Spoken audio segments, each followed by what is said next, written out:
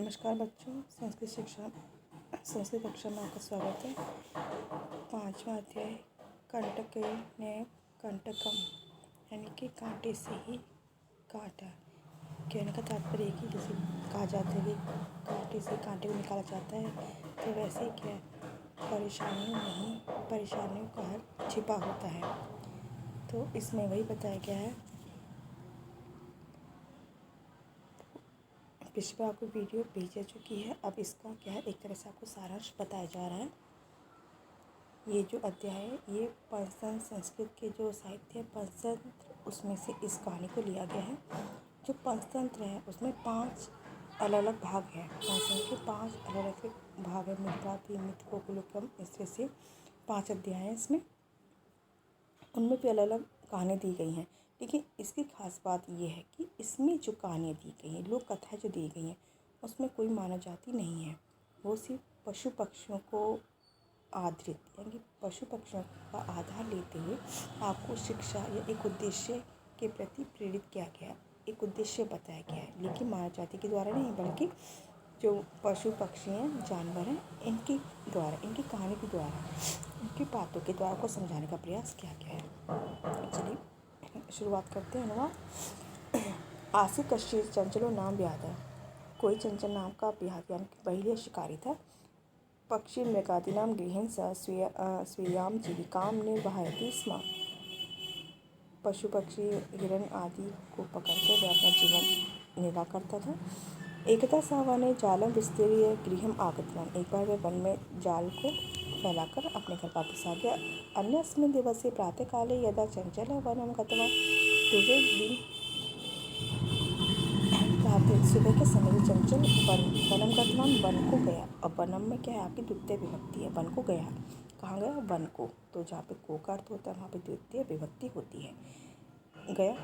तदा स दृष्ट्वा यत् तेन विस्तारिते जाले दौर्भाग्यत एक व्याघ्रः बद्धः आसीत्। तब उसने देखा कि तेन विस्तार, उसके द्वारा, तेन में क्या है, आपकी तृतीय विभक्ति है।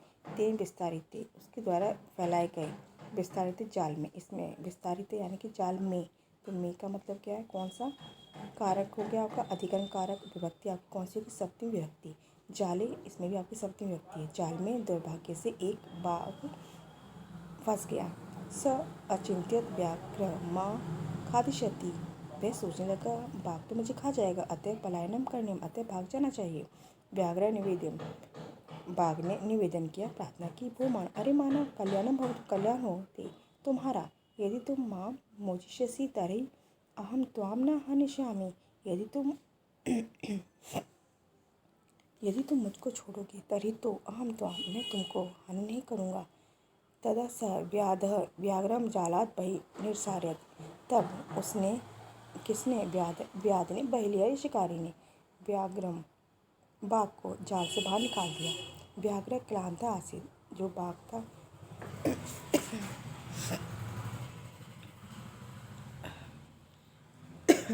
था वो क्या था, थका हुआ था। स अवदत्, वह बोला, भो मानव, अरे मानव, पिपासु हम, अरे मानव, मैं प्यासा हूँ। नद्या जलम आनीय मम पिपासां शमय। नदी का जल लाकर मेरी प्यास शांत करो। व्याघ्र जलम पीत्वा पुनः व्याघ्रम अवदत्। बाघ ने जल को पीकर पुनः, ये दोबारा व्याध को बोला, यानी बहेलिया को बोला, समय में पिपासा, प्यास में शांत हो गई। सांप्रत वृक्ष तो अस्मि, अब मैं भूखा हूँ। इदानीम अहम त्वाम खादिष्यामि, अब मैं तुमको खाऊंगा। खादिष्यामि कौन सा, लीट लकार है, यानी कि भविष्य काल है। चंचल उपवान, चंचल, अहम त्वत्कृते धर्मम आचरितवान, मैंने तुम्हारे लिए धर्म का आचरण किया, तुम्हारी भलाई की। तो यह मिथ्या बनी, तुमने झूठ कहा, तुम मां खाए, तुम मुझे खाने की इच्छा कर रहे हो। व्याघ्र भागने का, अरे मूर्ख, क्षुधार्ता किमपि अकार्यम न भवति। भूख में कोई भी कार्य नहीं होता। सर्वस्वार्थ समाहिते, सर्वस्वार्थ में समाहित है। चंचल नदी जलम अपृच्छत्, चंचल ने नदी के जल को पूछा। नदी जलम अपृच्छत्, नदी जल ने नदी जल को बोला, एवं में भवति, ऐसा ही होता है। जना मयि स्नानम कुर्वन्ति,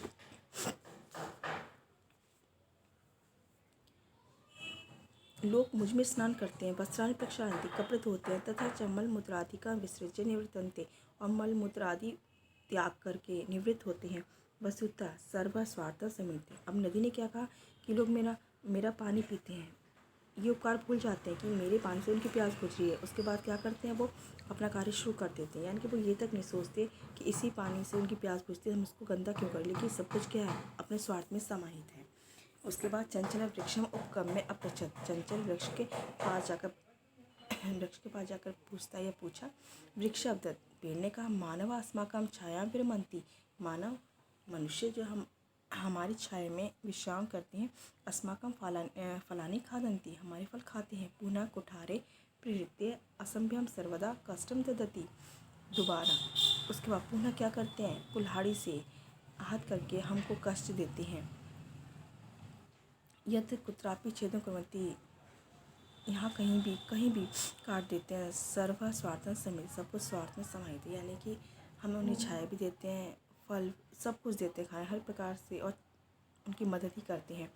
लेकिन क्या है, वो उस चीज़ को भूल जाते हैं, अपने स्वार्थ में ही नीत हो जाते हैं, और अपने स्वार्थ के वशीभूत होकर क्या करते हैं, वो हमें काटते हैं, हमारी लकड़ियाँ जलाते हैं, हमको जहाँ तहाँ कहीं से भी काट देते हैं। लेकिन उस समय ये नहीं सोचते कि अगर उनको कहीं चोट लगे तो कितना दर्द होता है। तो हमें भी कहीं ना कहीं इन चीज़ से आहत होते हैं, दर्द होता है। समीपे एका लोमशिका बद्री गुलमाना पृष्ठे नीलिना एता वार्ता शृणोति स्म। समीप में एक लोमड़ी बेर की झाड़ू के पीछे छुपी हुई इस बात को सुन रही थी। सा सहसा चंचल अप्रसिद्ध कथित थी। रजन चंचल के पास आकर बोलती है, का वार्ता, क्या बात है। माम अपनी विज्ञापन, मुझे भी बताओ। सौदागर बोला, आह माँ, अरे मौसी, अवसरे तुम स्वागतवती, इस अवसर पर तुम आई हो। मैं अस्य व्याघ्र से प्राणः रक्षिता। मेरी इस बाघ से रक्षा करो। परम एषा माँ में खादितुम इच्छसि। परंतु यह मुझे ही खाने की इच्छा करता है। यानी कि मैंने इसके प्राणों की रक्षा की, मैंने इस बाघ के प्राण की रक्षा की, परंतु ये मुझे ही खाने की इच्छा कर रहा है। तदंतरम स लोमशिकाय निखिला कथा निवेदित। उसके पश्चात उसने चंचल ने लोमशिका लोमड़ी के लिए पूरी कथा को कहा। लोमशिका चंचल अकथयत। लोमशिका ने चंचल को कहा, बाड़ा ठीक है, तुम जालम प्रसार, तुम जाल फैलाओ। पुनः स व्याघ्रम। दोबारा तुम बाघ को बोलो, किं प्रकार तुम एतस्मिन् जाले बद्ध इति अहं प्रत्यक्षं द्रष्टुमिच्छामि। तुम इस जाल में किस प्रकार से फंस गए, मैं ये अपने आँखों से खुद देखना चाहता हूँ। व्याघ्र तद वृत्तान्तं प्रतिष्ठितुं तस्मिन् जाले प्राविशत्। बाघ उस वृत्तांत को दिखाने के लिए तस्मिन् जाले, उस जाल में पहुँच गया या घुस गया। लोमशिका पुनः कथयत। लोमड़ी ने पुनः कहा, संप्रति पुनः पुनः कूर्दनं कृत्वा दर्शय। अब बार बार कूद के दिखाओ। स तथा समाचार, उसने वैसे ही आचरण किया। अनारतं कूर्दनेन सः श्रान्त अभवत्। लगातार कूदने से वह थक गया। जाले बद्ध स व्याघ्र क्लान्तः स निस्सहायो भूत्वा तत्र अपतत्। जाल में बंधा वह बाघ थका हुआ निस्सहाय असहाय होकर तत् अपतत् वहाँ गिर गया। कहाँ, जमीन पर गिर गया। प्राण भिक्षा में अयाचत, और प्राण भिक्षा यानी प्राणों की भिक्षा मांगने लगा। लोमशिका व्याघ्र अवदत्। लोमड़ी ने बाघ को बोला, सत्यम त्वं भणितम। सत्य तुमने कहा। सर्व स्वार्थ से, सब कुछ स्वार्थ में ही समाहित है। यानी कि इसमें क्या है, स्वार्थ के बारे में कहा गया है कि आप किसी की कितनी मदद क्यों ना करो, कितनी सहायता क्यों ना करो, लेकिन एक समय आने पर क्या है, वो आपकी सहायता को, आपकी मदद को भूल कर क्या करता है, वो अपने स्वार्थ के वशीभूत होकर जो उस समय उसका जो फ़ायदा होता है वो उस समय उसको देखता है। वो उस समय ये नहीं देखता है कि इस समय जो मैं कार्य करूँगा उससे उस इंसान को कितना कष्ट होगा, जिसने मेरी किसी विषम परिस्थिति में मदद की थी, या जिस समय मुझे सहायता की किसी प्रकार की ज़रूरत थी उसने मेरी मदद की थी, लेकिन मेरे इस बर्ताव से उसको कितना कष्ट होगा। लेकिन नहीं, यही इस पाठ में कहा गया है कि सब कुछ क्या है, स्वार्थ के समाहित है। स्वार्थ के वशीभूत होकर ही लोग दूसरों के उपकार को, कार्य को भूल जाते हैं और अपने ही बारे में सोचते हैं। तो बच्चों, हमें कभी भी इस प्रकार का कार्य नहीं करना चाहिए। अगर किसी ने हमारी मदद की है तो हमें भी क्या समय रहते समय पर अगर उसे ज़रूरत होती है तो बल्कि उसके कहे बिना ही हमें उसकी मदद करनी चाहिए। अच्छे कार्य से ही अच्छे काम भी होते हैं। तो ये इस पाठ में बताया गया है। तो शब्दार्थ पढ़िएगा, उसके बाद आप इस पाठ को अच्छे से समझ पाएंगे। धन्यवाद।